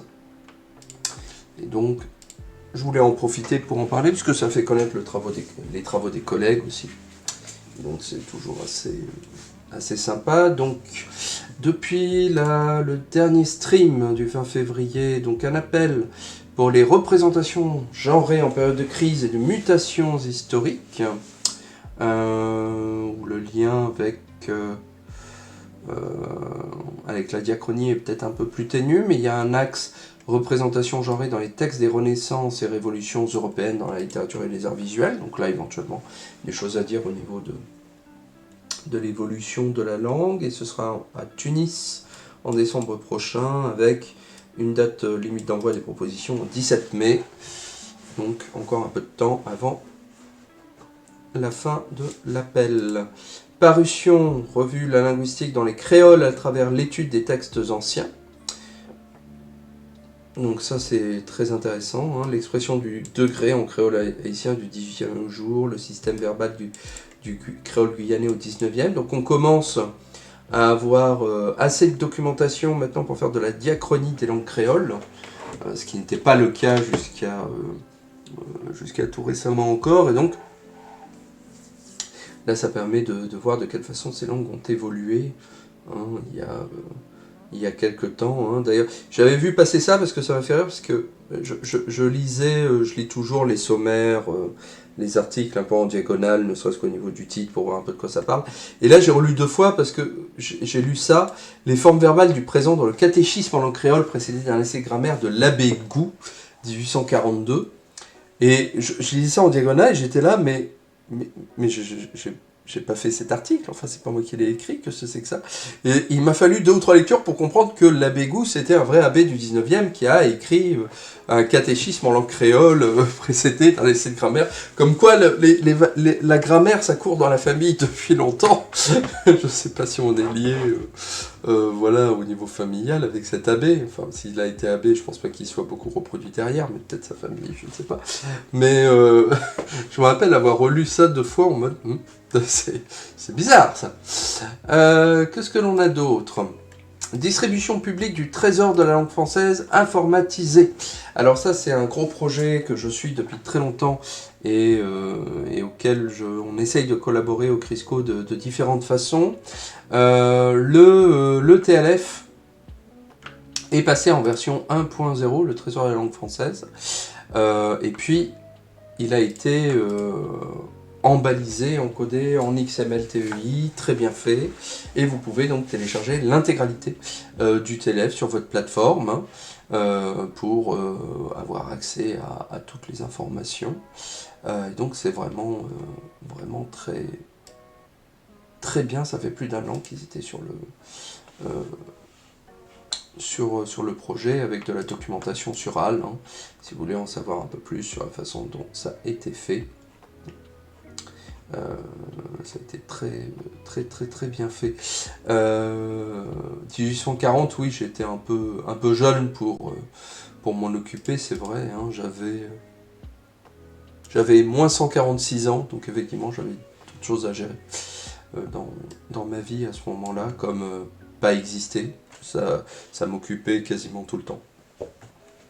La Biennale de linguistique tchèque, BCL, Biennale donc de linguistique, hein, qui va se dérouler à Brno en République tchèque, avec voilà, des communications larges sur plusieurs thématiques, comme toujours. Toujours très sympa ce type de grands événements qui permet de réunir tous les collègues. L'incubateur de recherche NARNIS 2026. Donc le NARNIS, c'est le réseau de recherche nord-américaine en sociolinguistique historique.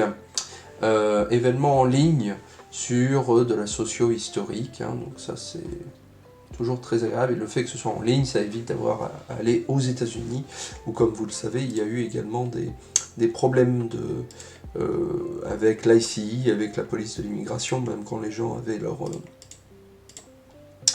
leur passeport et leurs papiers en règle, ils ont pu être enjôlés pour telle ou telle raison. Donc bon.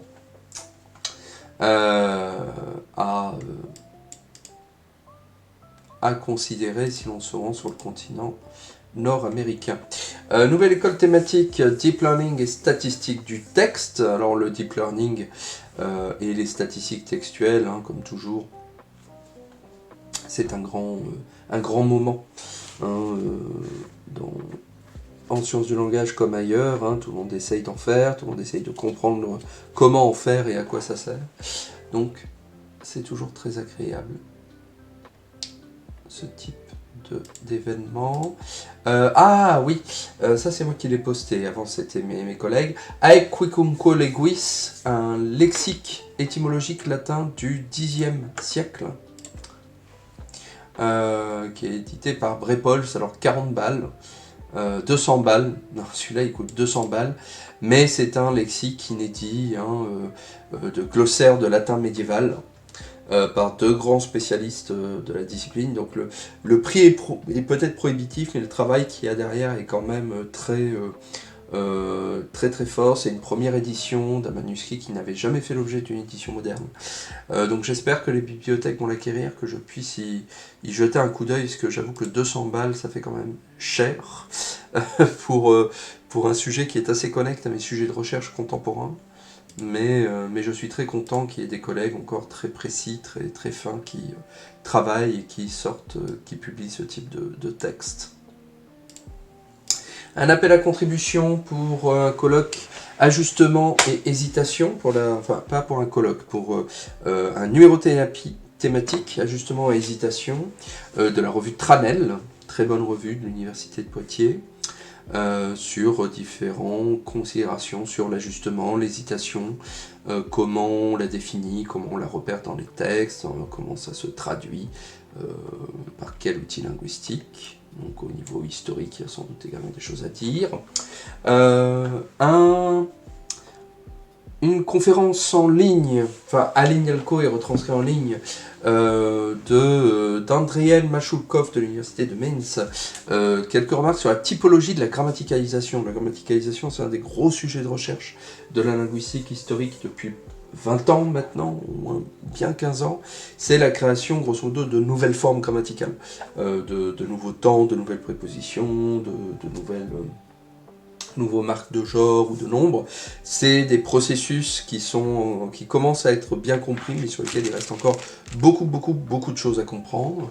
Et donc il y a énormément d'activités autour de la grammaticalisation. Et donc là, une conférence sur la typologie de la grammaticalisation, sur la notion de réanalyse, la notion de constructionnalisation, d'exaptation, qui sont des dispositifs et d'explications pour expliquer comment les langues créent de nouvelles formes grammaticales dans le temps. Et donc ça sera très intéressant, mais je ne crois pas, hélas, que je pourrai y assister. Ouais, il y a beaucoup de conférences qui se passent le vendredi après-midi, mais malheureusement j'ai cours le vendredi de 11h à 14h au cours de ce semestre-là, et après il faut que j'aille manger ou que je rentre chez moi, et le temps que je fasse ça, il y a 1 heure de passé, et donc après mes conférences sont bien entamées, voire finies, donc c'est très dommage. Ce n'était pas le cas au premier semestre où j'étais libre le vendredi, mais bon, ce sont des choses qui arrivent. Une publication de la revue Romagna, Montpellier et Paris Cité Savante, chez Drose, qui fait un peu le tour d'histoire de la romanistique. Donc la romanistique, c'est l'histoire des langues romanes. la façon dont on parle des langues romanes dans le temps et pour elles-mêmes, donc avec plein de choses sur l'émergence des revues de philologie au XIXe siècle, sur les comptes rendus des revues, le sort de la dialectologie dans la Romagna et la revue des langues romanes, de l'amour que l'on dit ou non courtois. Donc là, c'est moins des études de texte ou des études linguistiques que de la métalinguistique, de l'épistémologie, où les sciences du langage, la romanistique, fait un retour critique sur elle-même pour comprendre comment elle a parlé de sa discipline, pourquoi elle en a parlé, quels ont été ses angles aveugles, quels ont été ses succès, qu'est-ce qui a fonctionné, qu'est-ce qui n'a pas fonctionné. Ça, j'aime énormément ce type d'ouvrage, de la même façon que j'aime beaucoup faire de l'histoire des grammaires, parce que ça permet de faire un bilan de ce que l'on a fait, de ce que l'on a dit, et de mieux comprendre, partant là où on doit aller, ou ce qu'il faut refaire éventuellement si on l'a mal fait. Donc je pense que j'y jetterai un coup d'œil. Et donc le dernier que j'ai mis, c'était hier, juste avant de me déconnecter de mon poste de travail. Une collègue nous a écrit pour demander si on pouvait diffuser cette prolongation d'appel d'un colloque qui aura lieu à Montpellier, grammaticalisation et grammaire de construction, diachronique, défi et convergence. L'appel avait été lancé depuis le novembre dernier, je crois. Il devait s'achever le 13 et il est finalement prolongé jusqu'au 23 mars. Je ne pense pas faire quelque chose là-dessus parce que je n'ai pas eu le temps de m'en préoccuper. Et les grammaires de construction, c'est encore quelque chose que j'explore, que ce soit en diachronie ou en synchronie, et c'est quelque chose sur lequel j'ai encore beaucoup de mal à me situer. J'aime énormément le concept, mais j'ai encore un peu de mal à manipuler les outils que ça implique. Si vous êtes curieux de savoir ce que sont les grammaires de construction, je vous envoie vers cet excellent article de Dominique Le Gallois sur l'encyclopédie grammaticale du français, site extraordinaire que je vous recommande, alors qui est plutôt à la destination des étudiants et des chercheurs, puisque bon, ce n'est pas de la vulgarisation, on est vraiment dans quelque chose d'un peu solide, mais c'est présenté, ça fait un état de l'art assez complet, ça fait quelque chose de très bien fait, de très bien documenté, et donc voilà, je vous recommande d'y jeter un coup d'œil si vous voulez voir ce qu'est la grammaire de construction. Bon, il y a des tableaux, il y a des chiffres, il y a plein de choses rigolotes, et puis une énorme bibliographie, bien évidemment, si vous voulez en savoir davantage. Et avec tout ça, moi je vais m'arrêter là, ça va faire à peu près 2 heures de stream, donc c'est pas mal. Comme je disais, je vais peut-être pouvoir streamer demain, si j'en ai l'énergie, s'il me prend l'envie. Et puis d'ici là, passez une bonne soirée, passez un bon week-end. Le stream sera disponible en ligne pendant une semaine sur Twitch, et je vais l'uploader juste après sur YouTube, sur ma chaîne. Si vous voulez revoir ma partie, vous pouvez évidemment me suivre sur Mastodon, guximanscience.re, sur YouTube Guximan, mon site de grammaire, questions de langue et mon podcast sur jeux vidéo ludographie sont encore en point mort, mais il est prévu que je les relance tout prochainement. Je ne sais pas quand, au printemps, donc entre la fin du mois et avril, je pense. Et puis d'ici là, voilà. Et Nutrof, merci d'être passé néanmoins. Bonne soirée, portez-vous bien, bon week-end, bonne semaine, et puis à bientôt. Ciao, ciao.